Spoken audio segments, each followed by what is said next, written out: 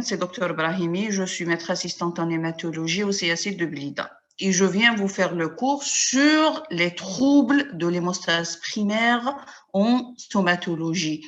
Au fait, le syndrome hémorragique, il peut être dû à un trouble de l'hémostase primaire, comme il peut être dû à un trouble de la coagulation. Et vu l'importance de ce symptôme ou bien de ces signes en odontostomatologie et le risque qu'il peut entraîner, nous avons scindé la question en deux. Moi-même, je vais faire la conduite à tenir devant les troubles de l'hémostase primaire. Il y a une autre collègue qui va vous faire la conduite à tenir devant les troubles de la coagulation. Et il faut bien mettre dans la tête que les deux chapitres sont complètement différents. Il faut savoir faire la part des choses. Et c'est ça le but de notre conduite à tenir. Donc, pour cela, nous allons voir quel est le plan de notre question. Donc, on va voir d'abord une petite introduction sur les troubles de l'hémostase primaire. Bien sûr, des rappels physiologiques sur l'hémostase primaire. Qu'est-ce que c'est l'hémostase primaire? Pour aborder après l'exploration de l'hémostase, je vous ai fait exprès l'exploration globale de l'hémostase, mais je vais insister sur l'hémostase primaire et ma collègue va insister sur la coagulation proprement dite ou bien ce qu'on appelle l'hémostase secondaire. Pour aborder après les pathologies de l'hémostase primaire, quelles sont les pathologies auxquelles le médecin ou bien même le chirurgien dentiste va être confronté durant sa pratique. Après, nous verrons les manifestations cliniques. Quels sont les différents types de manifestations cliniques de ces troubles de l'hémostase primaire? Comment on va les reconnaître chez un patient? Et enfin, pour aboutir enfin à une petite conduite à tenir pratique sur le plan odontostomatologie, c'est-à-dire la prise en charge, si vous voulez, de ces patients en odontostomatologie. Alors, il faut savoir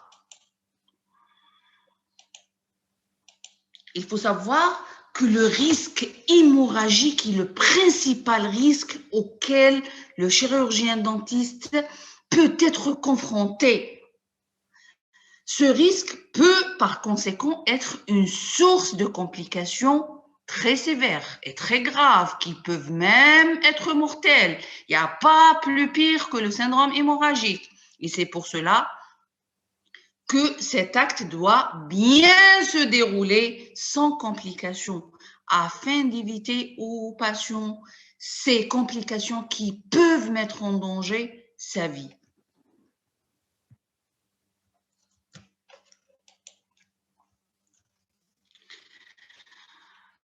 Certaines pathologies de l'hémostase primaire peuvent donc exposer le patient à des accidents graves. Il faut savoir que ces troubles peuvent être acquis durant la vie ou bien héréditaires, congénitales.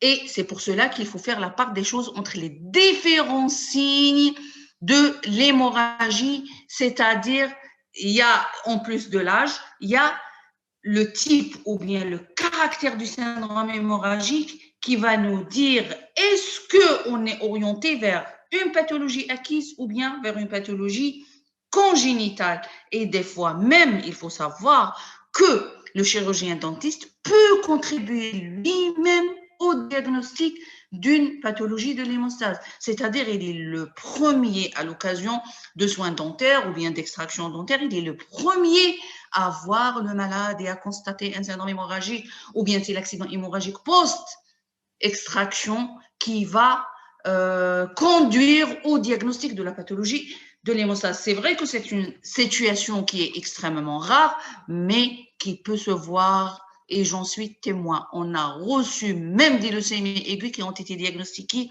suite à des gingivorragies post-extraction ou bien même suite à des abcès dentaires. Donc, même le chirurgien dentiste dans son cabinet peut contribuer au diagnostic des différentes pathologies, pas uniquement les pathologies de l'hémostase primaire. Donc, qu'est-ce que c'est la coagulation? La coagulation passe en deux temps. C'est l'hémostase primaire et l'hémostase secondaire, ou bien la coagulation proprement dite. Et l'hémostase, dans sa globalité, c'est quoi? C'est un ensemble de mécanismes physiologiques qui vont permettre le maintien du sang à l'état fluide, c'est-à-dire il va permettre d'arrêter spontanément l'hémorragie quand il y a une blessure et d'empêcher bien sûr les thromboses par les voies de la fibrinolyse. L'hémostase primaire, c'est la première étape de la coagulation. C'est quoi? L'hémostase primaire, elle se déroule en deux temps. Il y a le temps vasculaire, il y a le temps plaquettaire, c'est facile. Donc, il y a la première étape, c'est quand on a une blessure au niveau, par exemple, de la main, au niveau de la barbe, quand quelqu'un va se raser.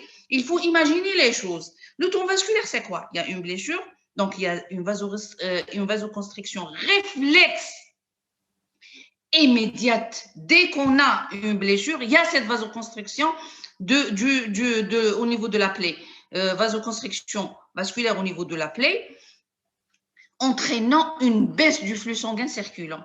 Et puis, immédiatement, en même temps, il y a le temps plaquettaire. Le temps plaquettaire, il se passe en plusieurs étapes. C'est quoi? C'est l'adhésion plaquettaire, c'est-à-dire dès qu'il y a une blessure, il y a cette vasoconstriction du vaisseau, les plaquettes vont s'adhérer au vaisseau, au sous-endothelium. Pardon. Oh là là. Au sous-endothelium vasculaire. Désolée, je vais juste admettre les gens.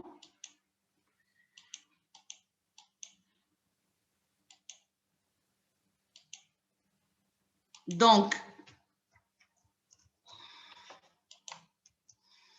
il y a une adhésion plaquettaire. Les plaquettes vont s'adhérer au sous-endothelium là où il y a une plaie. Et ceci par le biais d'une glycoprotéine membranaire et aussi grâce à ce qu'on appelle le facteur de von Willebrand qui forme un pont entre le vaisseau et la plaquette. Donc, l'hémostase primaire en globalité, on va faire intervenir trois agents principaux, lesquels, c'est le vaisseau par la vasoconstriction vasculaire quand il y a une plaie, c'est les plaquettes et c'est le facteur de von Willebrand qui va former des ponts qui va servir d'intermédiaire entre les plaquettes et le vaisseau. Après l'adhésion des plaquettes au niveau du sous-endothelium, il y a une activation de ces plaquettes qui vont changer de morphologie et vont libérer plusieurs facteurs, plusieurs activateurs. Après l'activation des plaquettes, ces plaquettes vont s'agréger grâce à ces substances sécrétées. Et il va y avoir une liaison de fibrine à la glycoprotéine 2B et 3A et les plaquettes, par conséquent, vont s'agréger entre elles et forment ce qu'on appelle le thrombus blanc ou bien le clou plaquettaire qui est le but de cette étape qui est l'hémostase primaire. L'hémostase primaire va empêcher le saignement par ce qu'on appelle la formation du thrombus blanc ou bien ce qu'on appelle le clou plaquettaire. Ce phénomène se passe par deux temps. C'est le temps vasculaire et le temps plaquettaire. Le temps vasculaire, c'est quoi? C'est une vasoconstriction immédiate après une blessure du sous-endothelium vasculaire. Et puis, il va y avoir directement intervention du deuxième facteur de l'hémostase primaire. C'est quoi? C'est les plaquettes. Il y a trois étapes plaquettaires. C'est l'adhésion des plaquettes l'une aux autres, puis l'activation des plaquettes pour sécréter des substances activatrices. Et puis, il y a l'agrégation plaquettaire. Les plaquettes vont s'agréger entre elles pour former ce qu'on appelle le thrombus blanc ou bien le clou plaquettaire. Donc, l'hémostase, d'une manière générale, l'hémostase primaire, fait intervenir trois agents principaux. Et c'est à partir de là que nous allons avoir tout le reste du cours. Donc, à partir de là, nous allons comprendre que la pathologie de l'hémostase primaire, l'expression d'abord de l'hémostase primaire va intéresser soit les plaquettes, soit le facteur de von Willebrand, soit le vaisseau. C'est les trois facteurs. Donc, on peut avoir des pathologies vasculaires, des pathologies du facteur von Willebrand, un déficit, ou bien des pathologies plaquettaires de la plaquette, soit sur le plan numération ou bien sur le plan fonctionnel. Et c'est à partir de là que nous allons aussi revoir quelles sont les manifestations cliniques. Donc, comment va-t-on explorer les troubles, cette hémostase? Si on reçoit un patient qui saigne, je parle bien que sur le plan pathologique, c'est vrai que les médecins sont les plus exposés à recevoir ce type de patient, mais même le chirurgien dentiste, dans certaines circonstances, peut recevoir, peut être le premier à recevoir le patient. Il y a pas mal de patients qui ont été diagnostiqués comme pathologie de l'hémostase primaire ou bien de la coagulation après avoir consulté un chirurgien dentiste qui les oriente après, bien sûr, vers un hématologiste. Donc, il faut savoir que cette exploration doit impérativement passer par 3 étapes. La première étape, c'est l'interrogatoire. Un interrogatoire minutieux et policier. La deuxième étape, c'est un bon examen clinique. Et bien sûr, à l'issue de l'interrogatoire et de l'examen clinique, nous allons demander des examens complémentaires qui seront orientés par l'interrogatoire et l'examen clinique. À l'interrogatoire, qu'est-ce qu'on va rechercher? À l'interrogatoire, on va d'abord, on va préciser l'âge, c'est important. Quand on reçoit un enfant, déjà on est orienté vers une étiologie héréditaire. Quand on reçoit un adulte, on est orienté vers une étiologie plutôt acquise. Donc, cet interrogatoire va rechercher aussi, après avoir précisé l'âge du patient, un syndrome hémorragique héréditaire personnel. On va demander au patient, est-ce que vous avez l'habitude de saigner avant? Ou bien même familial connu.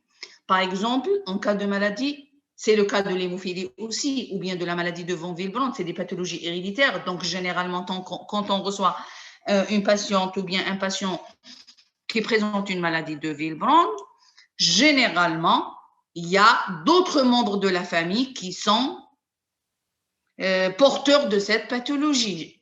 Même si c'est le seul cas dans la famille, on va lui demander, est-ce que vous avez l'habitude de saigner? Est-ce que le saignement, il est sévère? Est-ce qu'il est localisé? Est-ce que vous avez l'habitude de recevoir le facteur de von Willebrand? On va aussi rechercher des antécédents hémorragiques personnels ou familiaux et bien aussi des maladies systémiques. Il faut savoir que si le patient vous dit que je suis déjà suivi en gastro pour une cirrhose hépatique, c'est tout à fait normal. Il n'est pas surprenant que ce patient va signer. Pourquoi? Parce que la plupart des facteurs de la coagulation sont synthétisés au niveau du foie. Donc, quand le foie est atteint, c'est tout à fait normal qu'il y ait un déficit des différents facteurs de la coagulation. On va également rechercher, on va demander aux patients, est-ce que vous ne prenez aucun médicament? À savoir, les médicaments, surtout on va insister sur les médicaments qui peuvent interférer avec l'hémostase. C'est surtout les anticoagulants, les antiagrégants plaquettaires. Un patient qui est sous héparine, il risque de saigner. Un patient qui est sous aspigique, il risque de saigner. Donc, il est important, il est impératif de préciser cette notion.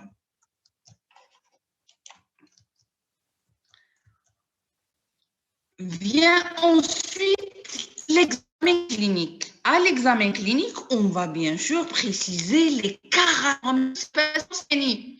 On va rechercher un saignement, par exemple un hématome. L'hématome oriente plutôt vers une hémophilie, une ecchymose faciale péribuccale ou périjugale, une plaie, une égratignure, reflet d'un traumatisme. Mais des fois, on peut avoir juste des pétéchés et des ecchymoses sans notion de traumatisme, c'est-à-dire, et c'est ça l'apanage des troubles de l'hémostase primaire, c'est des syndromes hémorragiques qui sont spontanés par rapport aux troubles de la coagulation qui ont la particularité d'être provoqués par des traumatismes même minimes. On va donc rechercher aussi des pétéchies.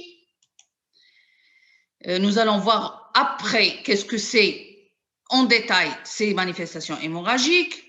Des hémorragies suite à une avulsion dentaire, des gingivorragies spontanées ou se manifestant après un brossage ou un microtraumatisme. On va rechercher aussi le caractère de ce saignement. Est-ce qu'il est en apo-ongé? Et c'est une extraction récente a été déjà réalisée. Il faut s'assurer de la vacuité de l'alvéole et la qualité du caillot sanguin. Maintenant, ça, c'est l'étape clinique de l'exploration de l'hémostase primaire.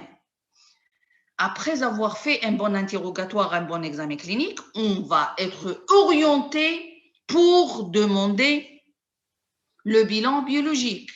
Par quoi elle est explorée plutôt l'hémostase primaire. Nous avons déjà vu l'hémostase primaire fait intervenir les plaquettes, la paroi vasculaire et le facteur de von Willebrand. Donc, automatiquement, les moyens d'exploration de l'hémostase primaire, c'est quoi? C'est d'abord une simple numération plaquettaire par une FNS, le temps de saignement. Et en deuxième intention, et c'est vraiment hyper spécialisé, c'est le dosage du facteur von Willebrand. Mais les examens de routine, c'est quoi? C'est la numération plaquettaire et le temps de saignement. La numération plaquettaire, il faut savoir que le temps normal des plaquettes est de 150 000 à 400 000 éléments par millimètre cube. Mais surtout, autant que chirurgien dentiste, il faut savoir que la thrombopénie est sévère et le risque hémorragique est élevé si on est devant une thrombopénie inférieure à 50 000. Et c'est encore pire si on est devant une thrombopénie inférieure à 20 000, c'est-à-dire les hémorragies là sont quasi constantes.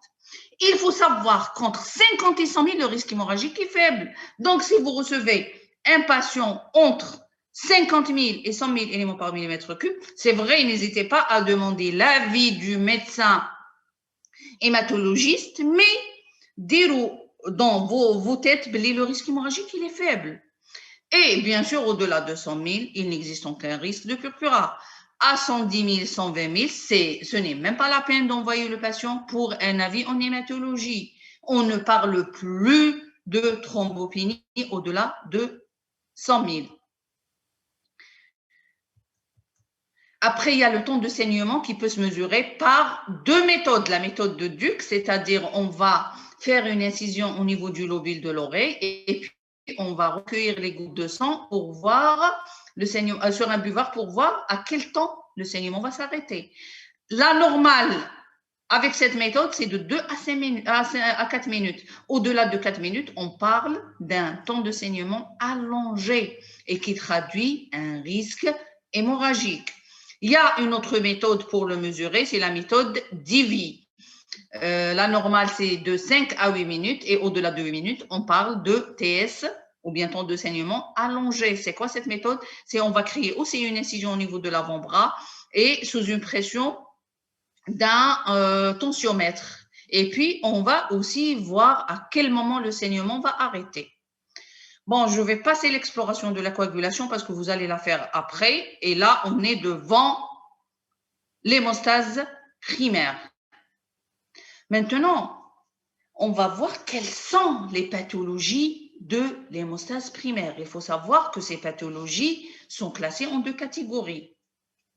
Il y a les troubles liés au désordre plaquettaire, c'est le chapitre des thrombopénies, comme il peut s'agir de thrombopathie. Mais il faut savoir que les thrombopénies sont plus fréquentes que les thrombopathies, qui sont des pathologies congénitales généralement très rares, comme donc le déficit peut atteindre les plaquettes ou bien la paroi vasculaire. Donc, nous allons de types de pathologies, soit des désordres plaquettaires, soit ce qu'on appelle les purpuras vasculaires. C'est des altérations vasculaires. Les troubles, premièrement, les troubles liés au désordre plaquettaire. Nous avons déjà dit qu'il peut s'agir de thrombopénie comme il peut s'agir de thrombopathie. Mais les thrombopénies sont les plus fréquentes. Et je vous jure, si vous allez voir dans votre pratique, si vous avez fait déjà un stage pratique, vous allez constater. Moi, personnellement, j'en vois beaucoup de malades avec une thrombopénie pour une extraction dentaire ou bien pour des soins dentaires. Et c'est un réel problème de collaboration entre le chirurgien et l'hématologiste. Ces thrombopénies, c'est quoi? Elles sont dues à quoi? À une diminution des plaquettes au-dessous de 150 000. Et bien sûr, nous avons déjà dit, et j'insiste là-dessus, sur le seuil plaquettaire qui définit le risque hémorragique. C'est en fonction du taux de plaquettes. Elles sont dues à quoi ces thrombopénies? Elles peuvent être centrales ou bien périphériques. Les thrombopénies centrales, c'est quoi? Quand on dit thrombopénie centrale, c'est-à-dire nous avons déjà fait un médulogramme et que le médulogramme, le trouble se situe au niveau de la moelle. La moelle ne produit plus de plaquettes. Donc, c'est le cas de l'aplasie médulaire, de la leucémie aiguë ou bien de métastases médulaires de cancer. Vous pouvez recevoir un cancéreux avec des métastases médulaires, donc avec une thrombopénie pour une extraction dentaire. Là, la thrombopénie, elle est de mécanisme central. Il n'y a plus de plaquettes. La moelle ne produit plus de cellules qui vont donner naissance aux plaquettes au niveau du sang périphérique. Après, il y a les thrombopénies périphériques qui sont fréquentes. Il faut savoir que pour les thrombopénies périphériques, la moelle produit normalement de cellules qui vont nous donner les plaquettes au niveau du sang périphérique. Mais le problème se situe à un autre niveau. Il faut savoir que les thrombopénies périphériques relèvent de plusieurs étiologies. Le plus important pour les thrombopénies, c'est de faire le diagnostic étiologique avant de demander à l'hématologiste de transfuser des plaquettes à un patient thrombopénique. Il faut demander à savoir pourquoi ce patient a une thrombopénie. Elle est due à quoi, sa thrombopénie? Donc, cette thrombopénie périphérique peut être d'origine immunologique. Dans les thrombopénies immunologiques, il y a ce qu'on appelle les thrombopénies immunologiques secondaires ou connectivites. Il y a la thrombopénie immunologique primaire ou bien ce qu'on appelle le PTI. Et vous recevez beaucoup de malades atteints de PTI qui viennent consulter pour des extractions ou bien des soins dentaires. Et c'est un cas bien particulier que nous allons détailler après. Il y a les thrombopénies liées à des infections telles que les oreillons, la rougeole, la varicelle, la mononucléose infectieuse, l'hépatite, l'HIV. Il y a même des thrombopénies liées à des bactéries. Il y a aussi bien sûr les thrombopénies médicamenteuses liées à un médicament. Il y a les thrombopénies liées à la coagulation intravasculaire disséminée. Et là, nous avons déjà vu le saignement en nappe. C'est le cas de la CIVD, c'est un saignement en nappe. Après les thrombopénies, on peut avoir aussi un patient qui saigne par thrombopathie, c'est-à-dire une anomalie qualitative des plaquettes, une anomalie fonctionnelle des plaquettes. Il y a les thrombopathies constitutionnelles ou bien héréditaires, il y a les thrombopathies acquises. Les thrombopathies constitutionnelles, elles sont rares.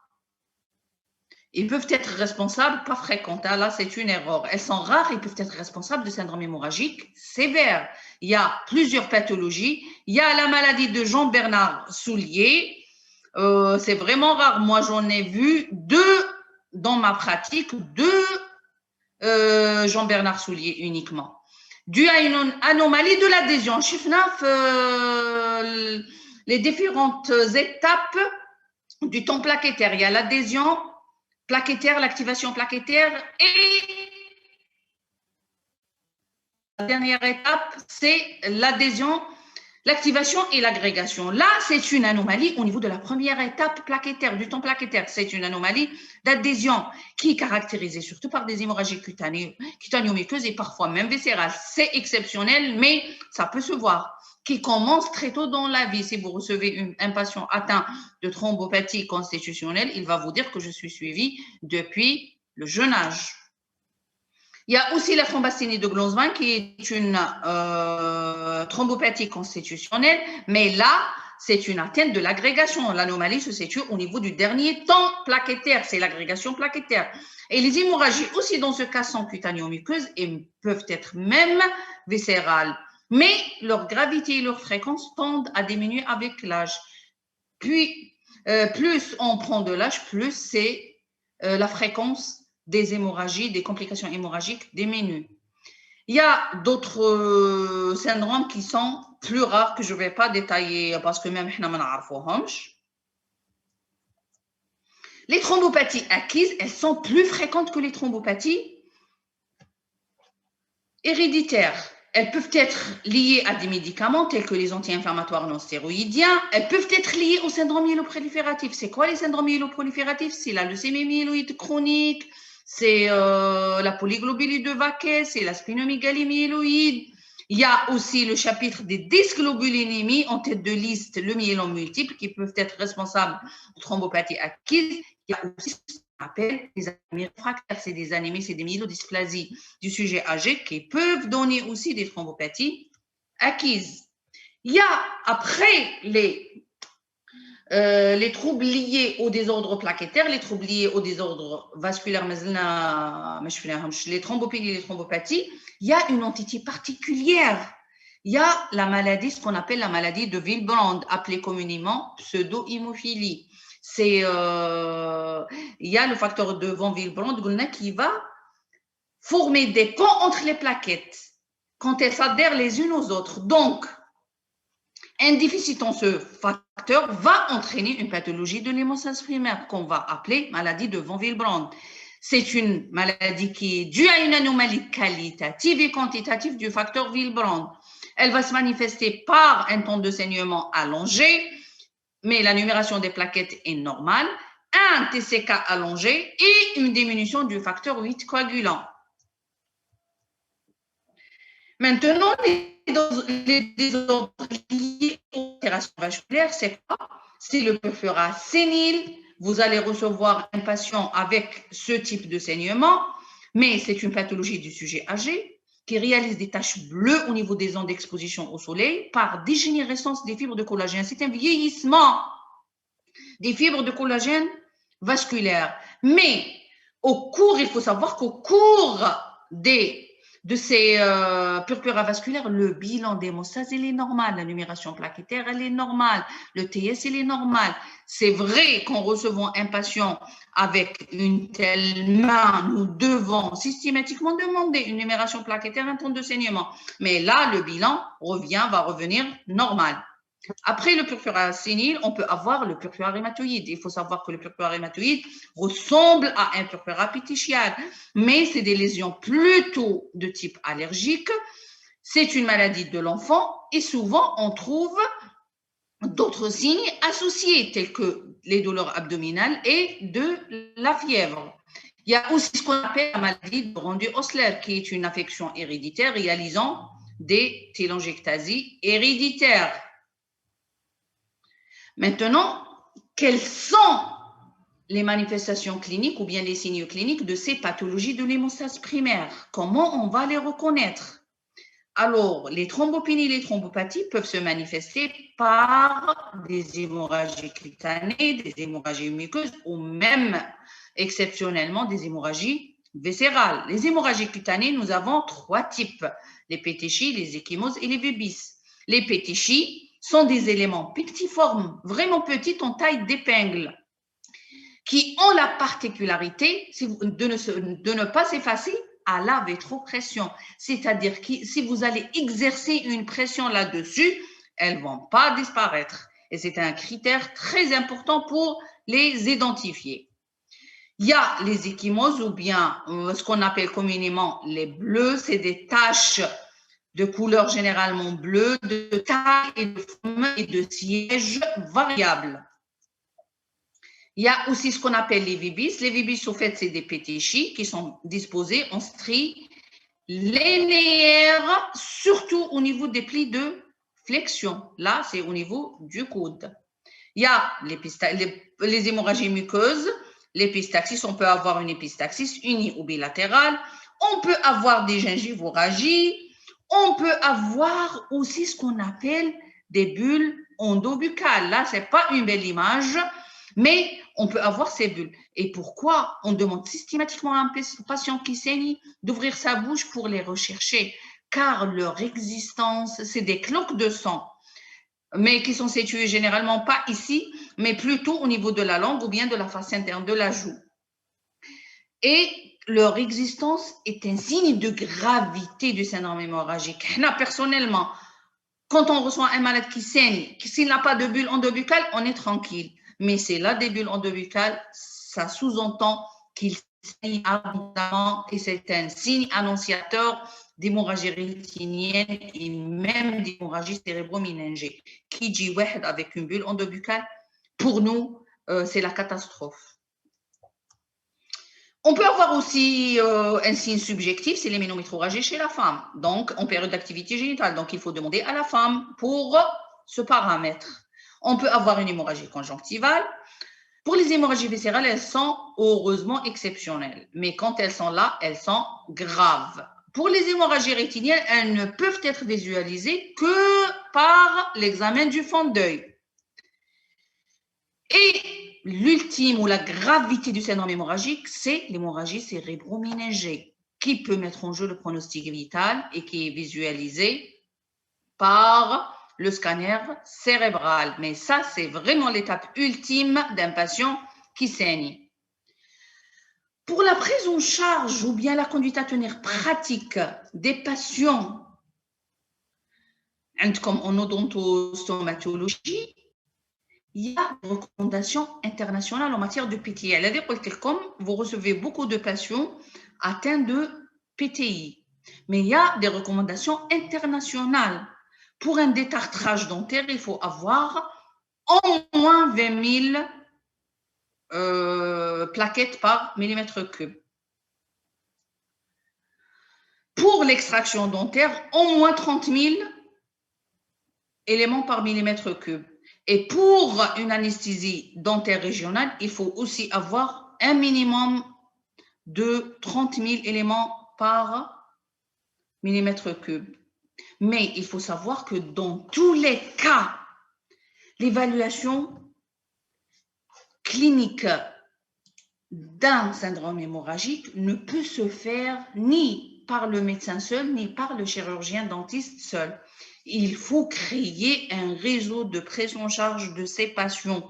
Il faut une étroite collaboration entre médecins hématologistes et en matière des troubles de l'hémostase primaire, je parle, entre médecins hématologistes et entre chirurgiens dentistes. Les MICON, une collaboration très étroite pour que ce geste passe sans complications majeures. Un taux minimum de 30 000.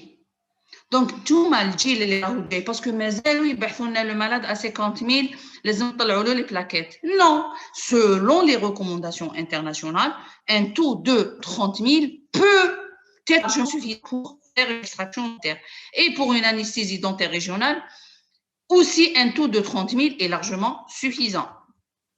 Maintenant, si vous avez une thrombopénie modérée, l'extraction dentaire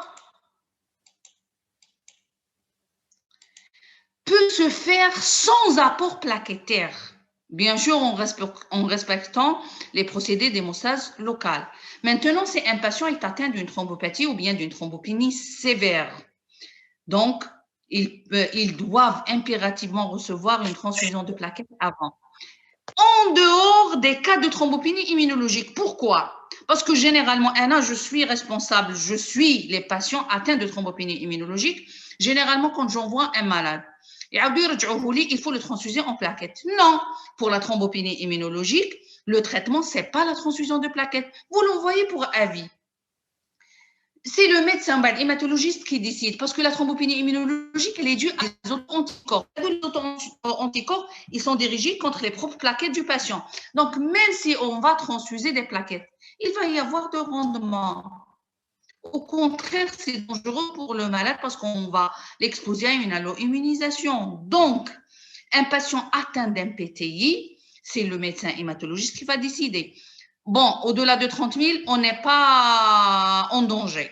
Maintenant, si on est à moins de 30 000, il y a plusieurs traitements que le médecin hématologiste peut mettre au moins une semaine avant le geste et ça va permettre de faire remonter le taux de plaquettes. Donc, la transfusion de plaquettes, elle est plutôt réservé au cas de thrombopathie ou bien de thrombopénie sévère de mécanisme central. Les thrombopénies de mécanisme central et périphérique en dehors des cas de thrombopénie immunologique. La thrombopénie immunologique, c'est le médecin hématologique qui décide. Pour les malades atteints de la maladie de von Willebrand, ils peuvent bénéficier d'un apport du facteur manquant en fonction du risque hémorragique auquel il sera exposé, en fonction du geste aussi. Donc, c'est des malades qui nécessitent une étroite collaboration entre le chirurgien dentiste et l'hématologiste, sans oublier de faire systématiquement un bilan sérologique, surtout s'il s'agit d'un patient polytransfusé. Il faut assurer une extraction dentaire la moins traumatisante, sans oublier, bien sûr, j'insiste là-dessus, sur les procédés d'hémostase locale. Et bien sûr, il faut discuter avec le médecin prescripteur la possibilité d'arrêter momentanément les médicaments qui potentialisent le saignement. Et merci pour votre attention. Est-ce que vous avez des questions? Madame, s'il vous plaît. Oui. Si on ne révèle rien lors de l'examen clinique. Qui fait?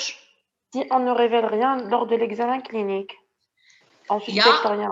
Il y a une étape avant l'examen clinique, c'est l'interrogatoire. Oui, oui, lors de l'interrogatoire et lors de l'examen clinique, si on ne révèle rien. On ne peut pas passer à l'examen biologique. Non, non, non. Mais vous pouvez même avoir un risque hémorragique. C'est vraiment exceptionnel. Et là, il faut faire, parce que les malades les malades chez qui on avait fait des diagnostics de leucémie aiguë, من عند الدنتيست يجيو. C'est rare. أنا كي نقول لك بالك 2-3 malades dans ma pratique sur une dizaine d'années. Donc, impossible, c'est pas justifié de demander un bilan d'hémostase chez tous les patients. Mais chez un patient qui va recevoir, par exemple, une chirurgie lourde, je ne sais pas, le risque hémorragique, il est quand même maîtrisable. Ou même qui a une hémorragie très avancée ou bien un syndrome infectieux très prononcé aussi. Là, il y a déjà une complication pour prise en charge spécialisée. Généralement, qui m'a les PTI par exemple, le risque hémorragique il est faible. Même si tu connais عارفته, même يخبي عليك المالادي, il va pas vous dire parce que il y a des malades اللي يديروها, mais يقول لك je suis suivi pour éviter تعرفوا رواح. Le risque hémorragique il est faible, il peut ne pas saigner. Oui, d'accord. Une autre question. Madame, s'il vous plaît, une autre question. Oui. Et en faisant l'anesthésie régionale, c'est quoi exactement le risque? Il y a un risque hémorragique. Il y a aussi un risque infectieux. Je ne vais pas vous les autres risques parce que je suis là pour vous faire les troubles surtout de l'hémostase primaire parce qu'on va dérouler les prises médicamenteuses, les anticoagulants, la coagulation. Mais là, le risque, il est hémorragique. Un patient, par exemple, qui a une thrombopénie, comme la thrombopénie périphérique d'origine immunologique, les patients, généralement, l'hémostase, elle est assurée par les autres facteurs. Il n'y a pas un grand risque hémorragique. D'ailleurs, il y a même des patients chez qui on a mis des traitements où on a les plaquettes. Mais j'ai pris la responsabilité de l'extraction dentaire et ça s'était fait dans de bonnes conditions. Il n'y avait pas de suite, il n'y avait pas. À 20 000 درنا نشفى, il n'y avait pas de. Heureusement, il y a des chirurgiens dentistes qui collaborent entièrement avec nous. Donc, ça s'est passé très bien. Mais quand il s'agit d'une thrombopénie centrale, même une anesthésie peut être une source, une anesthésie régionale peut être une source d'hémorragie. D'accord, merci beaucoup.